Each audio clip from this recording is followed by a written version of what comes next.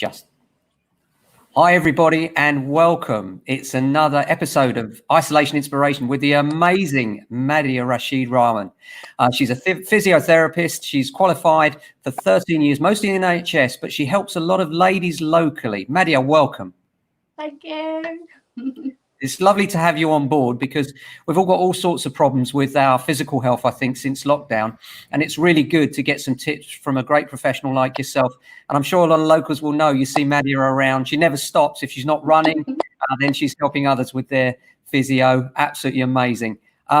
Few questions for you. But just before we start, just to remind anyone that's watching right now, if you have any questions, then please do ask. We will see them come up on the feed, and Madia's happy to help if we can answer for you. So if you've got any physical health problems, anything that's worrying you since lockdown, because I know for some of you, you've been exercising too much, for some not enough, for some not at all, and for some of us hunching over desks or sharing desks with partners, and all of those things can lead to various problems, as we'll come on to. So Madia, tell us, why did you start your business in Norbury?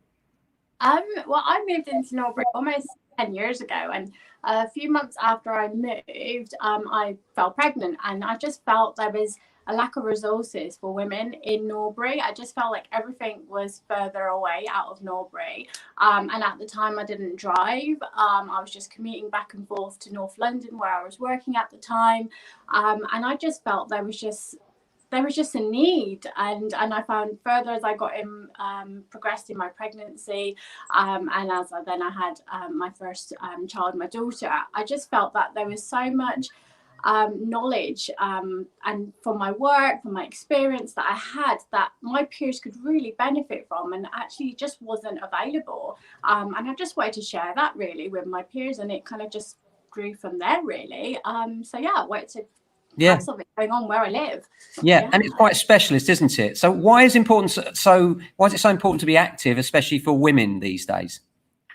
Absolutely. So I think most of us know the benefits of generally being healthy. I think as women, and I think even as teenage girls, we're kind of getting our growth spurts, our body's changing to being working women, to being mums, to having our kids. I think our journey just changes, our body changes throughout, and there's so much change that we're aware of, but so much happening inside. The whole biochemistry of our body is changing, from our hormones to how thick our bones are, and exercise really is the most simplest way to help that. Like, you can do all these extra things and vitamins and this and that, but simply just staying active, take it back to basics. Yeah, you're going to help yourself. You can really make your bones stronger. That's going to help you with your growth spurts. It's going to help you as you get older. So if you fall down, you're not going to break a bone straight away. And it just keeps you healthy, keeps you moving, and that's going to keep everything else just nice and balanced. Yeah, and I know that you help a lot of pregnant women, both pre and postnatal, with their physical health. And I'm sure just having your bright, bubbly face in their lives really helps them to, move on with the physical side and motivate themselves. So I know that can be a hard time for women. Absolutely. I think it's so weird that suddenly you become pregnant and everybody is so cautious. And I think to some degree it's understandable, but there's so much you can do being pregnant, being a new mom. It's good for you, it's good for the baby, it's good for your general well-being, and that's going to be great for all the people around you as well. And it's just a time where most people just take their hands off and walk away from you, and it becomes very medical, whereas a lot of women actually probably were quite healthy before, and actually is no reason why you can't be. You just got to have a bit of guidance on what you can still do, and how to progress yourself, and also how to build yourself after you've had the baby. I think it's really important. That's why I went back to running after having my third child, because it was my space. Oh, yeah. I mean, I love running. I'll come on to that in a moment separately, but I do think... I think whole of Norbury loves running. Well, yeah, and that's why I want to come on to it, because I think it's such a big thing now, and how we've all been impacted by it. And I love it. It's something I've always done. And I actually get jealous. I see people running and I think, hey, I want to be doing that. I want to get out my suit and start running down that road. But I know that with women, especially, as you say, there are a lot of changes physiologically and psychologically during pregnancy. And you really are a specialist in that area. And I think what you give people, which must be so important, is the confidence to get back to what they can and what they shouldn't be doing, which I think really helps people to get back on the level. And it must be quite rewarding for you to see them go through the kind of, I can't do anything, to actually look what I'm doing now. That must be quite a great thing to watch.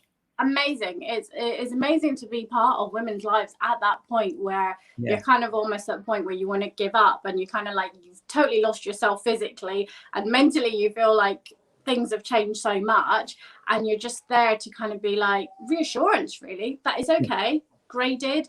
And I think both from a professional point of view and personally, I've got 3 kids, and you know, I've suffered from issues from mentally, physically, you know, and I think it's bringing that all together. I think we're human, and we need that human touch, and we need that kind of someone who understands and has been there, and not just the medical theory, because you can just Google that, you know. And practicalities of it. Yeah, and it strikes me that you're a person who has knowledge of both the psychological as well as the physiological issues, and that's something that I wanted to come on to. I mean, for instance, Joe Wick, should we all feel guilty if we're not doing this? I mean, you know, how do you stand on that? Because this is massive, isn't it? A lot of people are doing it, and they're boasting about doing it, and a lot of people perhaps can't do it. Where do you sit on that? I think if you were doing physical exercise before and your level of fitness is at 5 times a day, half an hour, high impact, then fine, you've got something right in your living room. If you haven't, don't feel guilty, as long as you're doing something. If you're doing it once a week, fine. There are plenty of other things on YouTube. I have a YouTube channel as well. There's loads of free stuff. There's lots of online local businesses which have brought their classes online, who were using local Norbury churches before. But don't feel, it is a high level. High impact is not for everyone. It's great. It's got aerobic. It's got a great way of losing fat because of the metabolism. But it is high impact on your joints. If you've got knee injuries, if you've, you know, lots of things that might not be suitable for high impact, especially if you've not done it before. So do something else, build your strength, and then aim to go towards it. You know, I don't think it's a bad thing, but be kind to yourself. And are you experiencing people coming to you with problems having done it at the moment? Yes, I think that's the thing with being online, is nobody's supervising you. It's not personal to you. Nobody's taking your history. Nobody knows if it's right. So yes, you do. You know, you do have like, oh, I've done this. And similar to things like running, I do recommend like things like the Couch to 5K app, and apps which are being produced by the NHS, which is a graded way to build yourself up. So yeah, I would definitely say, do it, but build it up. Maybe do 5-10 minutes, build it up, see how you feel, how your body reacts, and go from there. Because it's great to stay active, but it's keeping a balance of what is within your scope of not injuring yourself. Yeah, I mean, as an older chap, I've always ran, and I always feel like if it hurts, stop. You know, and that's something I've always kind of done. Whenever it starts to hurt, I think my body's sending me a message here. Let's just, you know, wind it back in a bit and not try and act like you're a teenager still. I think there's 2 things. I think one is anything that makes you a bit breathless can count as active exercise. Now, if you can kind of hold a whole conversation on your phone whilst you're running, you're not running fast enough or long enough. You're not in your endurance. So you should be able to say just about a sentence without kind of having to grasp for your breath. A little warm up is helpful. You know, I think that's the kind of things to think about when you're going out, really. Yeah. And what about in terms of, because I know a lot of people, they do injure their back when they're road running. Is footwear quite important as well? Footwear is definitely. I think just generally having kind of generally well supported, like you don't have to get really expensive stuff, but having shoes which are just even running shoes which are from, you know, Nike, Adidas, whatever, which are running shoes. As you get into it and you're building up your strength, and you feel like, I'm really going to keep up this hobby, then invest, go to one of the trainer places, do a little test on the treadmill, get the exact shoe that's right for you. But wearing plimsolls or soft trainers are not helpful. Wearing actual trainers that support you around your ankle are helpful. But similarly to the kind of leggings and top, and even underwear you wear, it's really important to be supported because it is a lot of impact. I personally like road running. That's my thing. I've always found treadmills being too much for my knees. So it does vary, but definitely having the right equipment helps. Yeah. And also, you know, you mentioned there the difference between aerobic and anaerobic is something not everyone's aware of, isn't it? And you've just kind of alluded to that there, haven't you? In terms of, you know, if you're not breathing enough, then actually you're not in your aerobic zone. If you're breathless, then actually you're never going to keep it up. And it's finding that zone, isn't it, that's so important. And for some people, I see it when I go for my runs, loads of people are just like families going for a bit of a walk. And that's really nice summer's evening. Just build it up a little bit, go a little bit faster. It doesn't have to be a full-on run. Running's not for everyone. But a walk where you're kind of speed walking is also totally appropriate. And similarly, if you're kind of carrying your baby or using a buggy, you're going to burn more calories compared to if you're, walking by yourself. Equally, mental health, you might want some time away from the kids. I want to do it yourself, and that's totally fine as well. I think you just have to experiment and find something that works for you, that you feel you're going to be able to carry on, because it's great doing it now in lockdown, but wouldn't it be great to have something that you kind of felt you've fallen in love with over the last 2 weeks that you can carry on after? And I keep asking myself that question because there's so many runners out there now that it just amazes me how many people are running, and it's great. It's lovely to see. But the question is, will it be continued post-lockdown? That's the big question, isn't it? Yeah, but you might find people end up going back to the gym and they carry on with their treadmill, and actually they probably feel that they've noticed such a difference having done the road running, translating that to the treadmill. Actually they've built up their endurance a lot more, or they might go back to other exercises. Keeping it, as it says, you move, and whatever keeps you moving and keeps you healthy. And I think you've got to enjoy it. I think that is the biggest thing for me.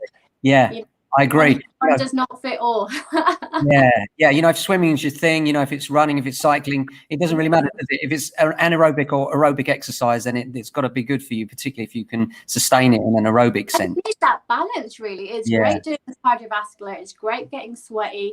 But also it's nice to do the kind of like the things I do. I do stretching sessions, Pilates. I think it's important to get that balance, because actually you can overwork the same muscles, and it's nice to kind of be able to stretch that. Similarly, if you're working from home and you didn't work at home from before, you might not quite have the same setup at home, or maybe when you're in an office environment, you're going to make a coffee, you're going to chat to your colleagues, you're getting up, you're not sitting continuously like you would be at home, where you're like, okay, well, I've got to cram these 4 hours in whilst the kids have now gone to bed, or whilst my partner's doing that shift, I've got to get those 4 in. And you're going to have different eggs compared to what you had before. Yeah. So tell me about that. So when you're sat down, because this is something a lot of people won't know, there is a point where you should get up, no? And what is that point in terms of hours time sat at a desk? Ideally, like every 40 minutes or so, you should be just breaking that cycle, even if it's just standing up, turning around and sitting back down. I would say definitely by an hour and a half, you should feel like you're actually doing something a little bit more active. Now, you can get little apps which go on your screen and it just freezes your screen, so you just have to stop what you're doing. For some people, that's fine. For me, sometimes I think that might be irritating if you're just at that crucial point where you're going to make that mind-blowing breakthrough and you suddenly get a frozen screen. So sometimes just set it on your phone, so you can snooze it, but you're going to be able to that. So can I show you some moves quickly that you can do on your desk? Fabulous. Yeah, let's see. So imagine you're sitting on your chair, you can have your arms together and you can look over, and that's a nice way to open up around the neck and the shoulders. You can bring it long depending on how much space you've got, really. And then really nice one here, thinking about all the people that have had coughs and straining.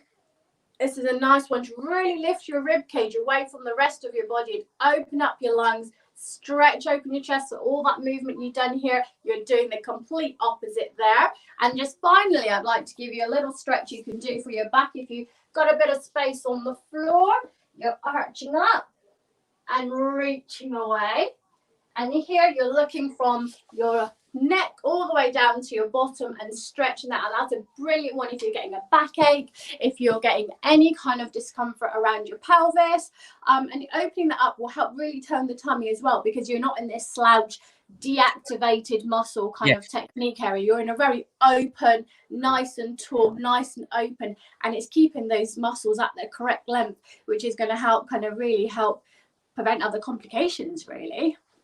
Absolutely. Now, I know that you're a massive social media figure, and you're a very familiar figure around the community. You really are, and you've done so well with that. And I know you do online classes as well of various sorts.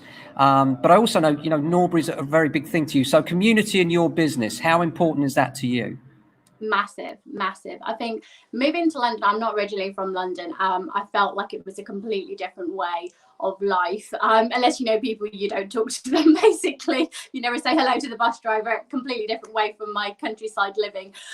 So when I moved to Norbury, I just felt really disengaged with everybody around me. And then especially when I then had my daughter, I just felt like you just don't know what's happening. You don't know who anyone is. And that's when I set up the Norbury Mums community group as a way of knowing your neighbours and knowing about other families that are in the area, sharing information. And that just became a really nice support network. Like there's some people that I only know from online and I may never met them, but I really feel like they're really supportive, and I'm really happy that we've had lots of positive feedback from that. You know, we're in thousands of members now, and it's open to dads and families. Wow. And just Norbury generally, and helps support local businesses. It helps, you know, people need recommendations. So yeah, I think it helps everyone, and it definitely helped me when I kind of came into the area. And online, I think, is a big thing. You know, as we can't use the churches, we can't kind of have our halls for our classes. You know, I've moved my whole service online, so all my classes are now at the same time online as an online subscription. And everybody comes on. I can still see them. We can still have an interaction, or you can just be like this, where you can see me and I can't see you, and you've just got that accountability that, you know, at 8 o'clock it's your exercise class. Gives a bit of structure, gives a bit of routine, and gets people moving, and you feel so much more energized and happy afterwards, even if you're feeling so fatigued and tired and burnt out at the end of the day. It is really a nice lift up for me. Definitely. I think my clients were tired as well. Completely see that. I mean, so the next question really, how can we stay active in our homes with this lockdown? It's quite difficult, because I know, you know, we can go out and run, but a lot of people are actually either can't because they're vulnerable, A, or B, just don't feel comfortable doing it. So how can they stay active indoors? So, you know, if you have a garden, I think that's the obvious thing of doing a couple of laps in the garden. You can do squats. There's lots of things that, you know, you can use as pieces of equipment, you know, even tins of cans. Going back to basic, use it as weights. I know weights are sold out in all the shops and you can't buy them. So, you know, there are lots of ways like that. Use a scarf, use that as your resistance when you're doing your exercises, bringing it down. I've got lots of free videos on YouTube as well, little mini 20-minute sessions that you can do. I sometimes, like in the evening, and I feel really energetic, I just go up and down the stairs a couple of times. I'll do the bottom step, do a couple of squats, a couple of star jumps. It gets your heart racing, it gets you sweaty. You can't do that sentence, so it counts as exercise. And don't feel you have to do like a whole hour, or, you know, literally half an hour is what's recommended, and you can break that up. 10 minutes in the morning, 10 minutes a couple of hours after lunchtime, 10 minutes before you go to bed. Break it down, make it bite size, make it integrated into your routine. So sometimes I say, like, if you know, you're brushing your teeth, maybe that's a good time that you're going to go do a couple of squats. Build it into something you do, so it acts like a trigger, it acts like a cue for you to do it. So it's not a chore, it's not an extra thing you have to do. Integrate it into your lifestyle. Definitely. Really good advice. I like that very much. So thank you. So in terms of, you mentioned your YouTube videos, how can people see those? How would they look you up? So if you go on to the YouTube channel, youtube.com, and you can just type in physio for me. So it's PHYSIO number 4, actual numerical 4, just ME. So physio for me. And it comes up with a whole lot of videos. I think I've got over 100 videos on there now, and I've created them as playlists. So you can do a beginner's playlist, an intermediate, one for running, one which is purely for people with back pain. So there's lots of there, from 5-10 minutes to 20 minutes to hour workouts, depending on what you have. And I think the beauty of those routines is you don't need a massive warm up and a massive cool down. You can do snippets of it and see how you feel. And as I said, I've got the online channel as well, which is a bit more personal, so I know what you kind of need. Can I offer a special offer for your please viewers? Do. Tell us what's the special offer for our viewers. Brilliant. So normally I do £20 a month, and you get all my online live sessions, and you get to watch them recorded for however long you're a member. So there's no expiry on how long you can watch them. And that's normally £20 for the whole month. So I'd like to give a £5 discount if that's okay. So make it £50. That's amazing. Yes. So you're pretty much getting about almost 20 live sessions for less than £1, whatever that works out at. That's £15. incredible value. That is incredible value. And to have you interacting, you know, a true professional in every sense of the word at the other end there, to make sure that people don't go too far and, you know, so that you're advising them correctly. I think it's so important, because so many of these classes, they don't have the physiological knowledge that you do, and therefore perhaps might think they're giving good advice, but it might not be appropriate for the audience. I think pregnancy and postnatal, as much as I want people to be active, I think you do need to research on who you are with and what their background is and how they can help you and how aware they are of other conditions of they're trying to prevent, or the ones that you have already, which you're trying to resolve, because I think that's important.